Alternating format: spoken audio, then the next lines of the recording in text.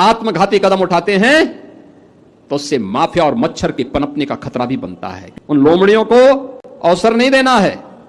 ये दंगे, फसाद, कर्फ्यू, गुंडागर्दी, अराजकता, लूट खसोट, उसके दिन लद गए हैं।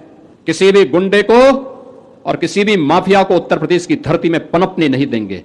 जब जनता जनार्दन का समर्थन और सहयोग इन सब कार्यों के साथ होता है, जब हम तनिक सी संकीर्णता में पड़ करके आत्मघाती कदम उठाते हैं तो उससे माफिया और मच्छर के पनपने का खतरा भी बनता है, क्योंकि वे तो हमेशा इस बारे में इंतजार की प्रतीक्षा करते हैं। लोमड़ी की तरह वे हमेशा इस इंतजार में रहते हैं कब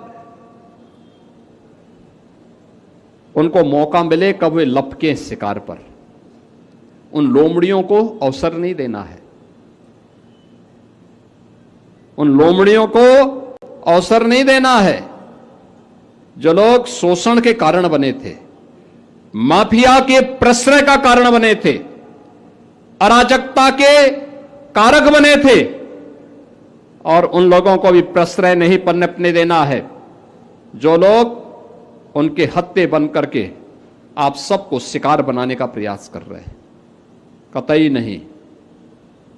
याद करना, ये दंगे, फसाद, कर्फ्यू, गुंडागर्दी, अराजकता, लूट खसोट, उसके दिन लद गए हैं और हमने तय किया है कि जीरो टॉलरेंस की नीति इन पे लगातार बनी रहेगी।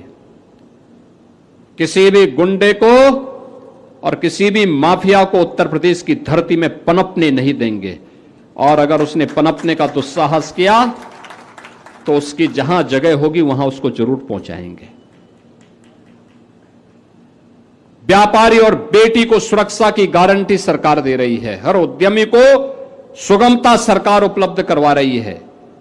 हर उत्तर प्रदेश वासी के उज्जवल भविष्य के लिए सरकार पूरी प्रतिबद्धता के साथ कार्य कर रही है।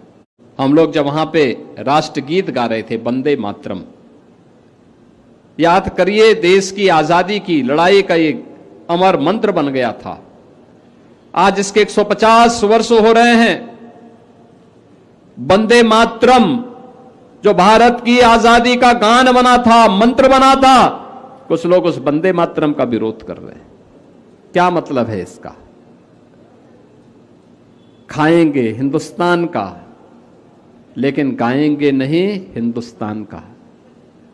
यह नहीं चलेगा, ये नहीं चल सकता है। नया भारत इसको स्वीकार नहीं कर सकता है, ये नहीं स्वीकार हो सकता है।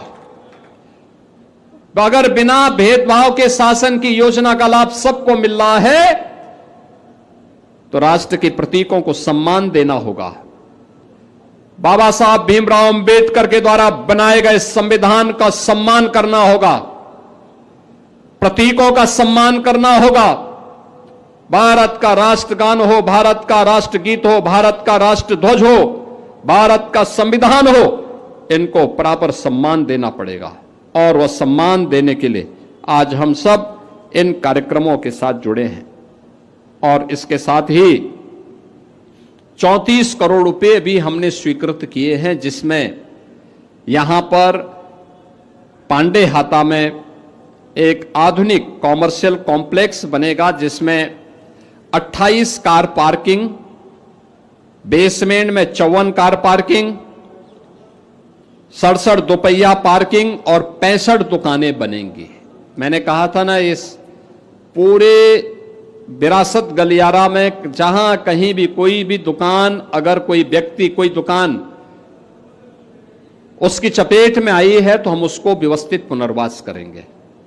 और वही पुनर्वास के क्रम में ये सुविधा आपको उपलब्ध करवाई जा रही है।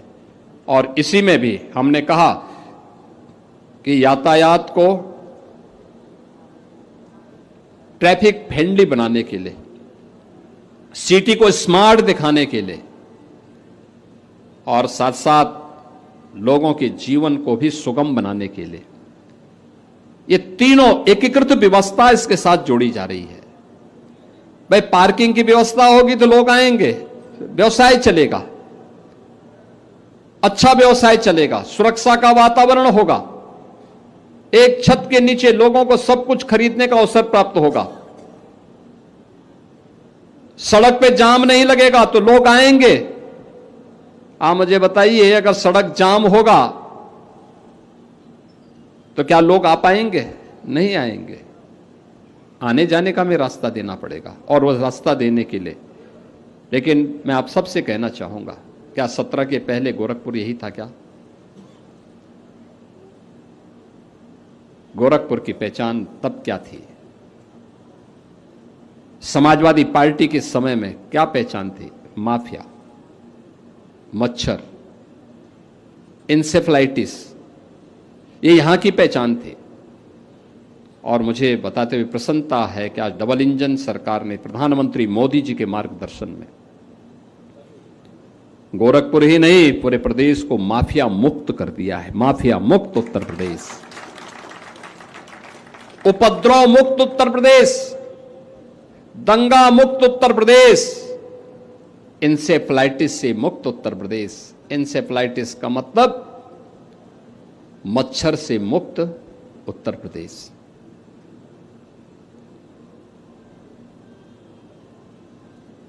इंसेफ्लाइटिस में उपचार के लिए जब तत्कालीन सरकारें सहयोग नहीं करती थी तो हम लोग यहां के व्यापारियों से मांग करके उन गरीबों की मदद करते थे।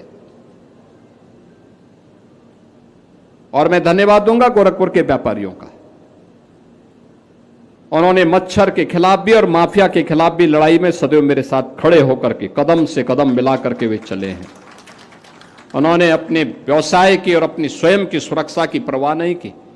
जहां उनको बोला गया वहां खड़े रहे।